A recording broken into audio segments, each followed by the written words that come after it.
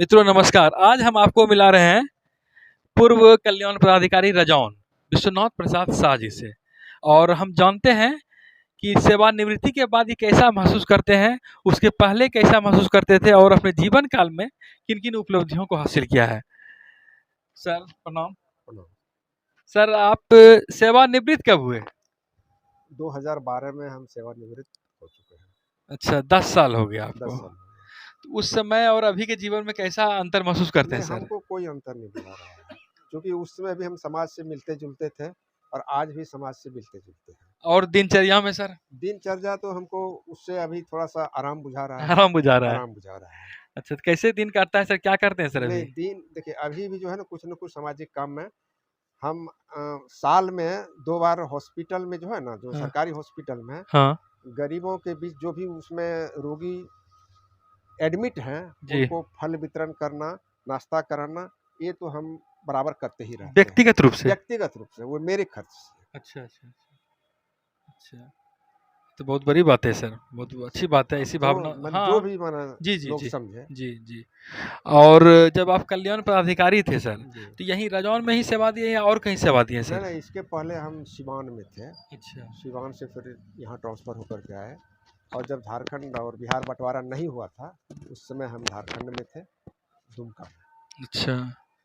कल्याण पदाधिकारी का मूलतः काम क्या होता है सर? कल्याण विभाग का मूलतः काम है अनुसूचित जाति, अनुसूचित जनजाति एवं पिछड़े वर्ग के उत्थान के लिए सोचना और उसके लिए जो भी संभव हो विभाग से उनको सहायता उपलब्ध कराना। तो ये सहायता सिर्फ पढ़ने वाले बच्चों को ही दी जाती है या और लोगों को दी जाती है? नहीं, नहीं, सिर्फ पढ़ने वाले ही बच्चों को छात्रवृत्ति दिया जाता है। छात्रवृत्ति के रूप में? छात्रवृत्ति के रूप अच्छा, में। उसके पदाधिकारी के रूप में प्रखंड में एक पदाधिकारी होते हाँ, हैं आप? उसके अच्छा। उस कार्य के लिए एवं अन्य कार्य के लिए भी उन लोगों को अगर कोई किसी के द्वारा अगर उनको कानूनी रूप से मदद नहीं मिल पा रहा है तो उनको जानकारी देना कि यह आपका अधिकार है, आप इसमें आगे बढ़िए, हम आपको सहयोग करेंगे। किसी भी तरह का उनको आर्थिक भी दिक्कत है तो हम लोग के विभाग से उनको लोन दिया जाता है और उनको मदद किया जाता है। और कल्याण पदाधिकारी के रूप में क्या कहीं स्कूल वगैरह जाके भी उसको आगे बढ़ाते थे? नहीं, अगर इसमें क्या जैसे योजना? नहीं ऐसे होता है कि कभी काल जिला के द्वारा, जिला पदाधिकारी द्वारा हम लोगों को विशेष रूप से कार्य दिया जाता था कि हर प्रखंड में एक आप स्कूल का गोद लीजिए और उनका पूरा विकास कीजिए। तो प्रखंड विकास पदाधिकारी द्वारा जो बोला जाता था कि इस स्कूल को आप ले लीजिए और जहाँ तक संभव हो हमारे द्वारा, जिला के द्वारा सहयोग कीजिए। अच्छा, नियमित रूप से इसके लिए आती है सर राशि? हर हाँ, एक साल? हर साल आती है। हर साल आती हर है? साल आती है। अच्छा, अच्छा। अनुसूचित जाति जनजाति को अगर दूसरे जाति में शादी होता है उनके लिए अनुदान दिलवाना, अगर उनके ऊपर किसी तरह का केस हो गया है अन्य जाति से तो उनको अनुदान दिलवाना, माने हर तरह का आर्थिक मदद करना ये विभाग का कार्य है। सर ये राशि जिसे आप लोग उपलब्ध कराते हैं, मदद कराते हैं सरकारी तौर पर, उनके जीवन स्तर पर कुछ इसका प्रभाव पड़ता है, ऐसा कभी आपने देखा है? हाँ, हम देखा है।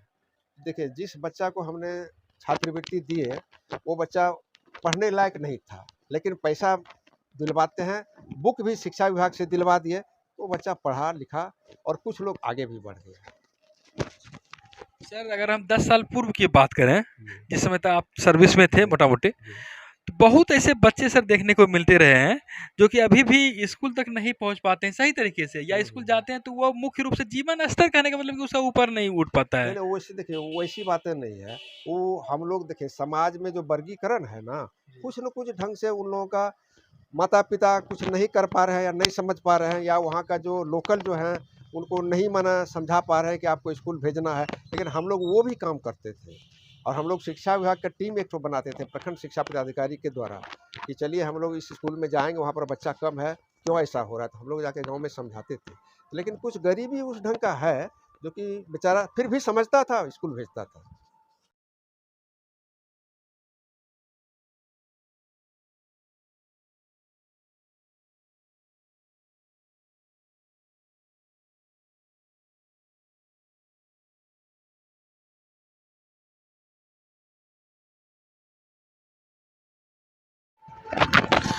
सरकार द्वारा तो बहुत तरह की योजना सर चलाई जा रही है, चलाई जाती रही है, हाँ। लेकिन कि आज भी जो लोग पिछड़े हुए हैं और आप इस क्षेत्र से चूंकि हैं, उनके लिए और क्या होना चाहिए सर कि वे भी मुख्य धारा में आ सके? देखिए, सबसे पहले तो मेन चीज़ शिक्षा है। शिक्षा पर सरकार जितनी ज़्यादा जोर देगी, उतने ही लोग आगे बढ़ेंगे। देखिए, कोई भी सरकार के लिए शिक्षा, स्वास्थ्य और सड़क 3 ही चीज़ मुख्य चीज़ है। तो सरकार तो शिक्षा पर ध्यान दे ही रही है, लेकिन हम लोगों को भी अपना बाल बच्चा के लिए शिक्षा पर ध्यान देना ज़रूरी है। स्कूल भेजना चाहिए नियमित समय पर। अगर मेरे पास पैसा है तो सरकारी तंत्र से अलग भी आप पढ़ा सकते हैं। लेकिन कि सर ऐसा व्यावहारिक रूप में नहीं हो पाता है। नहीं, वो आपके नॉलेज में ऐसा हो रहा है, लेकिन व्यावहारिक रूप में हो रहा है, नहीं हो होता रहा है, है समझे। बदलाव हो रहा है। बहुत बदलाव हो रहा है। अच्छा। हम देखे हैं, बहुत बदलाव हो रहा है। तो खान-पान का देखते हैं सर कुछ लोगों का, या रहन-सहन ही देखते हैं, लगता नहीं कि उनका जीवन स्तर आज भी लगता है कि जंगली जीवन जैसा जी रहा नहीं, है। नहीं, नहीं, ऐसा बात नहीं है। ऐसी एकदम बात बिल्कुल नहीं। ये अनुभव की बात नहीं है, न देखने की बात है। अगर आप क्षेत्र में जाइएगा तो आपको पता चलेगा आज से 10 साल, 15 साल क्या था और 10 से 15 साल में कितना अंतर आ गया लोगों में। बदलाव और हो रहा है। बदलाव हो रहा, बहुत माने बहुत ज़्यादा बदलाव हो रहा है। बदलाव हो रहा है। बदलाव हो रहा है। अच्छा, अच्छा। ये सबों को समझना चाहिए और अनुभव भी करना चाहिए। जी। कुछ प्रश्न सर व्यक्तिगत करना चाहेंगे। कुछ कला के संदर्भ में भी सर आप सक्रिय रहे हैं, उसका कुछ अनुभव बताइए। असल हम गाँव में जो है ना, हमारे गाँव में कहाँ से, कौन-सा गाँव सर? मेरा भितिया पंचायत भितिया गाँव हुआ, जो कि वर्तमान में फरीदपुर प्रखंड है, पहले कटोरिया प्रखंड था। अच्छा, अच्छा। तो वहाँ पर हर साल दीपावली के दिन मेला लगता है और ड्रामा वहाँ पर हर साल होता था।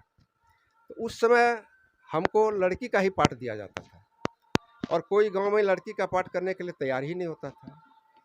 तो उस समय से हमको जो है ना, नाटक से लगाव हो गया और जब तक हम सर्विस में नहीं थे तब तक हम गांव में लड़की का ही पार्ट करते रह गए और लोगों को बहुत ही पसंद होता था। अब ये तो हम नहीं कह सकते हैं क्यों। जी, जी। एक सामाजिक संदेश के रूप में नाटक उस समय चला करता था। हाँ। और अभी तो नाटक का क्या स्थिति देखते हैं सर? नहीं, अब तो नाटक विलुप्त होते जा रहा है। कोई पसंद ही नहीं कर रहा जब से सिनेमा और मोबाइल। सिनेमा हॉल नहीं, मोबाइल जब से, मोबाइल। इंटरनेट जब से ये हो गया ना, तब से लोग पसंद ही नहीं करता है। तो पॉकेट में लेकर के ही देख कर के ही ड्रामा और सब चीज़ देख रहे सभी हैं। चलता है। वही चल रहा है। तो नाटक का प्रभाव कुछ समाज पे पड़ता था सर? हाँ, समाज से प्रभाव पड़ता था कि नाटक होने से हमने यही देखा कि बहुत दूर-दूर का लोग जो है ना, गाँव के जो रिश्तेदार हैं या दोस्त के घर में आकर के ठहरते थे और ठहर करके अपना दुख सुख की बात करते थे। सामाजिक स्तर ढंग का जो है ना, नाटक और मेला जो होता है ना, वह सामाजिक एक मिलन होता है। वहाँ से भी लोग आया, यहाँ का भी लोगों का मिलन हुआ, अपना दुख सुख बोला, खाया पिया, एक माना भाईचारा का संबंध बढ़ता था। संबंध प्रगाढ़ होती है। हाँ, संबंध प्रगाढ़।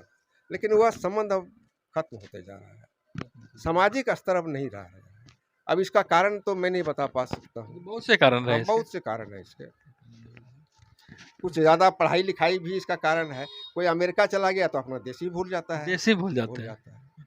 वहाँ ही शादी ब्याह कर लिया तो अपना परिवार बसा लेता है, देश भूल जाता है। जबकि यहाँ के मिट्टी से, यहाँ के अनाज से उसने खाया पिया, याद तो कम से कम रखना चाहिए अपने देश के प्रति, लेकिन भूल जाते हैं। तब इसको क्या बोला जाए इसमें? ये उच्च शिक्षा की कहिए दुष्प्रभाव। हाँ, दुष्प्रभाव है, दुष्प्रभाव है। लोग अपने परिवार तक को भूल जा रहे हैं। भूल जा रहे हैं। ये दुष्प्रभाव है। दुष्प्रभाव है। समाज को क्या, अपने माता पिता तक को भूल जाते हैं तो और समाज को क्या देखेंगे? तो अभी आपसे क्या रहना सर दुमका में होता है? जी हाँ, हम दुमका में। तो दुमका में बसने का सर वजह? दुमका में हुआ कि उस समय झारखंड और बिहार तो एक था। अच्छा, अच्छा। तो बाल बच्चे जो है ना, वो वहीं पर पढ़ने लगे। अच्छा, अच्छा। तो बोले कि पापा जी, सो यहाँ पर एक ठो घर बना लीजिए अगर किसी तरह संभव हो। तो हमने बहुत दिन सर्विस किया तो लास्ट में हमने अच्छा, तो इसलिए अभी आवास वहीं है। हाँ, इसलिए मेरा आवास है। वैसे गांव में भी मेरा भाई सब है, घर द्वार है, सारा चीज़ है, खेती बाड़ी सब चीज़ है।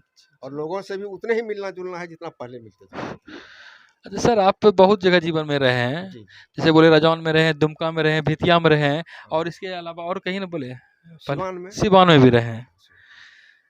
इतने सारे जगह पर रहे हैं सर, ग्रामीण परिवेश, शहरी परिवेश, हर तरह के परिवेश में रहे हैं। और रजौन ऐसा जगह को तो न शहर कह सकते हैं न गांव कह सकते हैं। फिर कहाँ लोगों के विकास के अवसर ज़्यादा देखते हैं सर? नहीं, देखिए, पहले तो लग रहा था कि देहात में कुछ विकास नहीं हो पा रहा है। हमने सिवान में भी देखा। उस समय आपका सिवान में शहाबुद्दीन का बहुत ही नाम था, हम उसमें भी देखे हैं। तो गांव का भी वहाँ विकास बहुत हो रहा था, नहीं हो रहा था सो बात नहीं। लेकिन बात ऐसा कि हर जगह जो है ना, जो बहुत ज़्यादा आगे बढ़े हैं तो वही थोड़ा सा आगे बढ़ जाता था, और थोड़ा सा जो कमज़ोर है फिर भी लेकिन सरकार की तरफ से प्रयास होता था कि उसको भी बढ़ाना है। और मुखिया सब भी मदद करते थे, नहीं करते थे सो बात नहीं। पंचायती राज में बहुत लोगों को मदद हुआ है, प्रखंड से लेकर के जिला स्तर तक। और वही हाल गांव में भी है, चाहे हमारा गांव हो, भितिया हो, चाहे कहीं भी हो।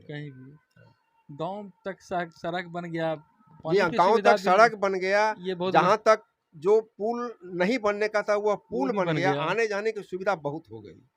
उसमें बांका से भितिया जाने में बहुत परेशानी होती थी जी। लेकिन अब तो इतनी ही गाड़ी चलती है, टेम्पू टैक्सी सब चलती रहती है, रात दिन चलती रहती है। इसलिए बहुत तरह का विकास हुआ है, नहीं हुआ सो बात नहीं। बिजली नहीं था तो बिजली का हो गया, जहाँ पर मिडिल स्कूल था वो हाई स्कूल बन गया। इसलिए विकास तो हो रहा है। जब स्कूल बन रहा है, सड़क बन रहा है, तो विकास होना ही है। रजौन क्षेत्र में सर कुछ ऐसा उपलब्धि या कुछ ऐसा यादगार कार्य आपके द्वारा हुआ हो? रजौन प्रखंड में हमको उद्योग विभाग का प्रभार भी मिला।